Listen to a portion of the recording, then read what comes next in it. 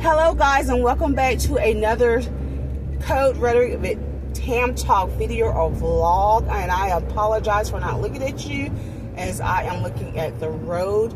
But on today's video, we're going to do somewhat like a day in the life of a coder. But we're going to put a little spin on it. We're going to do a twist, and we're going to run Saturday errands with Walmart. Yes, I'm a Walmart partner. So today we're going to get some car service or car maintenance done with Walmart, as well as a quick shopping haul. So stay tuned, and when I stop this car, then I'll be able to look at you. All right. Okay, so I have come to a stop. So currently I'm waiting in line to get my car service. I'm actually almost an hour early for my appointment, which I love. The ease of making a car maintenance appointment with Walmart online. You can do it online or via the app, and I'll share that information in the description box below. And so yeah, so I want to get into this new series that I'm talking about, or starting as it relates to making your coding certification a business, or treating your certification as a business is very important. And I keep saying it's very important for those of you who are looking to evolve in your coding certification. I would say this is important, and this is somewhat of a way to evolve or to make extreme good use of your coding certification.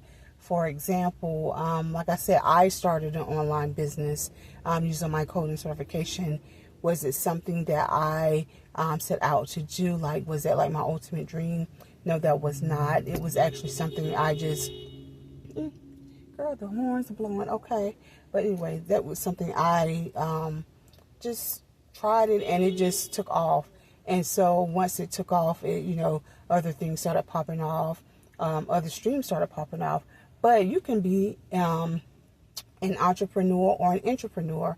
So for those of you who are still working in the office, or you're employed by a healthcare organization or revenue cycle organization, you can actually start your journey into entrepreneurship as an entrepreneur, and that means you're just building the foundation as you are still an employee. You may hear the term side hustle or whatever. I mean, it's the same, but more so you are actually doing these services or developing these skills as an employee with another person. Now, you're not selling merchandise or product, or catching content via the workplace, because that's not yours. That's the employer's content. What I'm saying is, like, if whatever position you're in, whether you are in leadership or whether you're just I would say a coder, then you can hone in your skills, whether that be if you are coding a specialty, or if you are again in leadership, then you can hone those skills and then alley hoop them into your own business, and build your business on the side, or just go full-fledged as an entrepreneur, a coding entrepreneur, and build your online business. And the reason why I say online is because that's where a bulk of my, I would say my income streams, or that's where my business started out at, online. And so it just kind of manifested into different streams of income. So that's why I'm telling you to, again, sorry, I'm looking around, as an entrepreneur, to ensure that you are developing the skills, the experience, and network while you're in the office, and alley hoop them into your online business. Whether, again, you want to do content like I am on YouTube, or you want to do partnerships like I am with Walmart and some other brands, what do you call it, B2B, business to business brands, or you want to, teach, if you want to teach coding, then become a coding instructor. Do you have to have the licensing to become a coding instructor? This was a question that was proposed to me this week.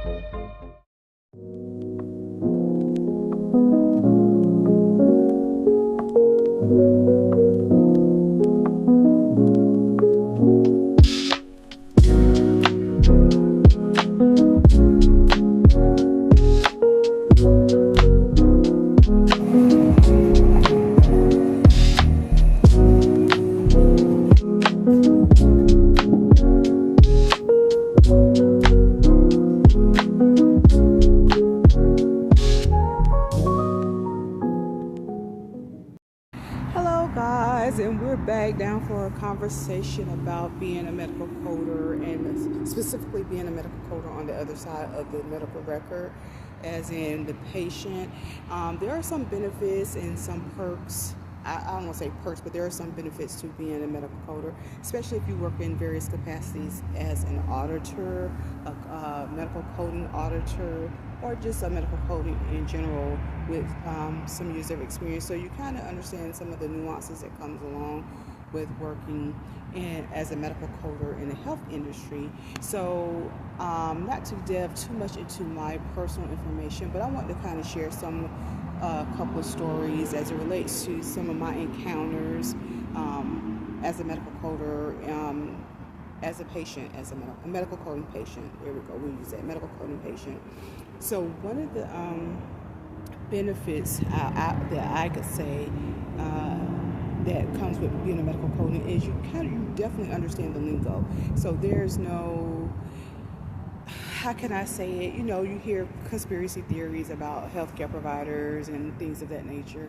Some of them may be true, then some of them may not be true. But you can kind of dispel the myth, or you can ensure that you're not being, I won't say, mistreated as a patient in the medical health, the healthcare industry, whether that's inpatient or outpatient or whatever, because again, you have an understanding of the lingo, you have a general understanding of anatomy and physiology, you have a general understanding of how healthcare works. So that's a plus. So one thing that I don't do, but I don't flat out say that I am a medical coder when I am in the role of a patient. However, I do let them know I work in healthcare.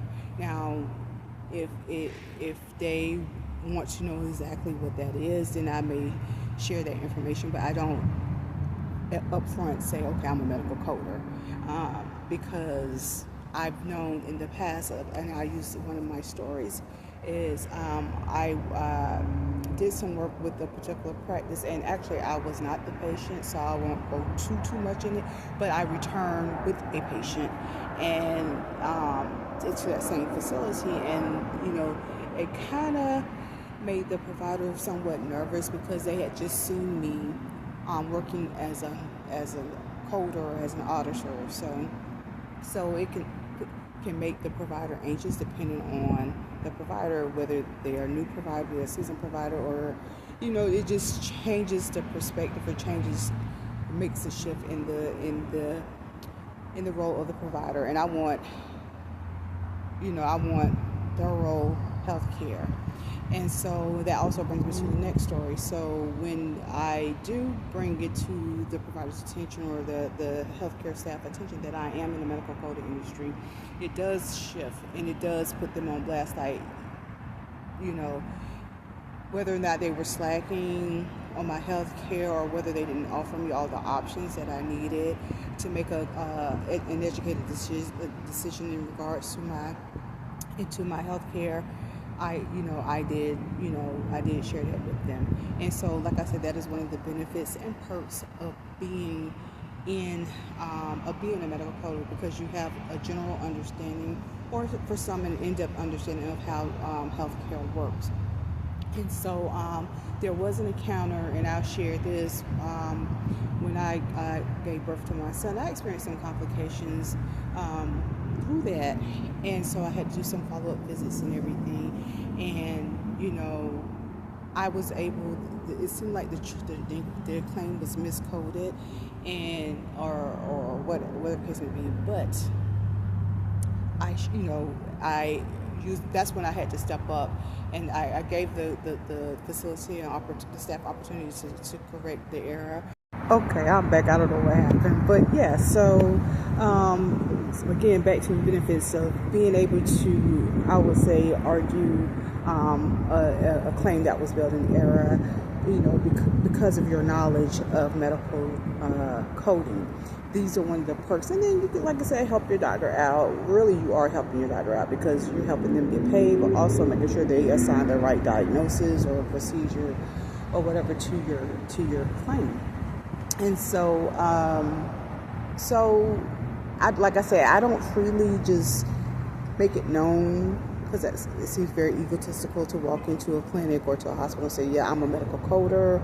I know what you're doing, or whatever. I don't do that. However, when the need arise, I will make it known that I do work in the healthcare industry, and this is what I do. And so it may make, if they are aware of a medical coder or someone, an auditor, what have you, it makes them sit up and take notice. Or if they don't know, they don't know. So in that case, you need to be your own advocate. So that is what I want to really get into, is that you can be your own advocate. You can be your advocate for other, whether that's your family members or friends or whatever. You can be an advocate when it comes to health care. Sometimes we have advocates, but they may not have the knowledge in the background that we hold to be an efficient advocate for our family or friends or whomever. So so that is some of the, I guess, a few of the perks benefits of being a medical coding professional. And so I know this is kind of like off, like red, but I want to bring you up to speed and let you know that I haven't forgotten about you all, that life has been life, and I am being the chart that I'm being the chart that I don't want to code. But yeah, I'm still in recovery, and I wanted to let you know that I miss you guys, and we will be coming up with some more videos, more podcast episodes soon. Just give me a moment to figure it all out, to get my life together. But I did not want to leave you hanging. And to all our new subscribers, welcome. We have some educational tutorials. Take a listen to the podcast.